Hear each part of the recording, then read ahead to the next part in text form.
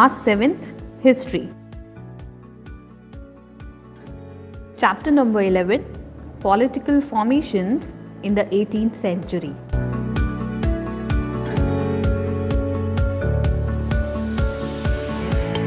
Hello everyone and welcome to Class 7th History. Today I am going to start a new chapter in history, chapter number 11, Political Formations in 18th Century. So let's start. This is the last chapter of your history portion, and by this chapter you'll come to know how we enter into the modern history, about which we'll be studying in your next class. So in this chapter we'll be studying a little bit about the introduction of the chapter.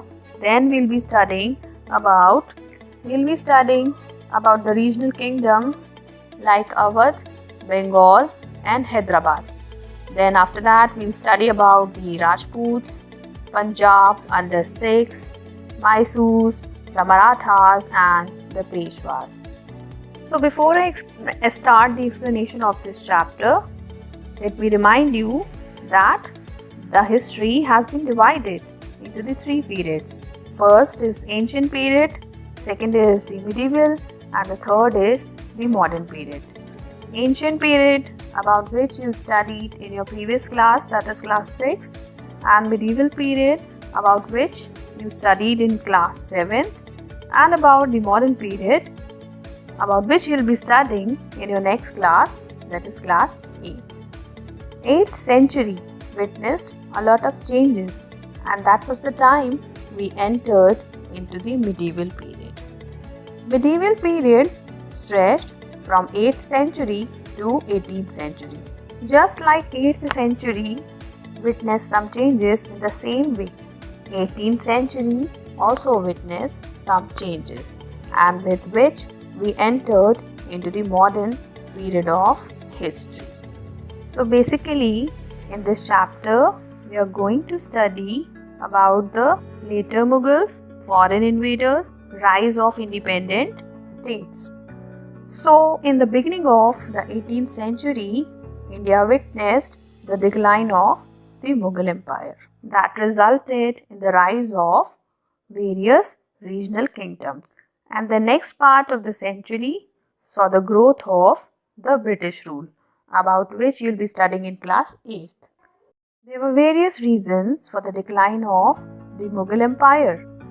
In the chapter The Great Mughals, we have already studied that Aurangzeb was the last great Mughal ruler who died in the year 1707.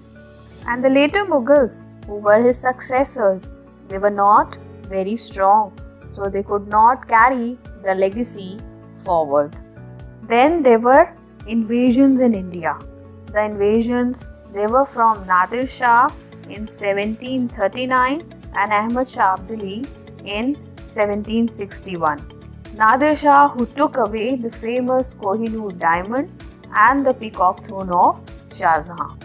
Now if we talk about the later Mughals, so the last Mughal ruler was Bahadur Shah I, who ruled from 1707 to 1712, and then he was succeeded by Jahandar Shah. Jahandar Shah, although he was a king, but he was a puppet in the hands of Zulfikar Khan. Now who was Zulfikar Khan? He was a powerful noble.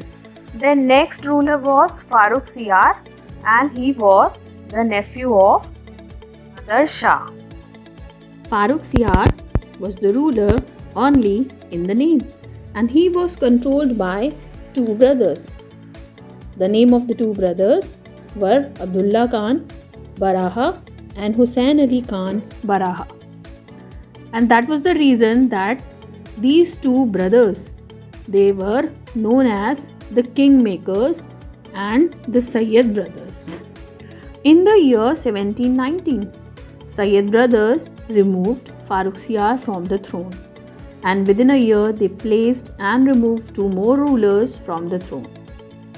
Then again in the year 1720, they made Muhammad the Shah the emperor. The new ruler was barely 18 years old. The various provinces and the regional kingdoms refused to accept the supremacy of this new emperor. Muhammad Shah, he removed the Sayyid brothers of their power. However, he did not try to strengthen the empire. And that was the thing that resulted in the establishment of independent kingdoms in the different areas. When his rule ended in the year 1748, the Mughal Empire existed only in name. So with this, we come to an end of our first video. Hope you all have understood. Thank you.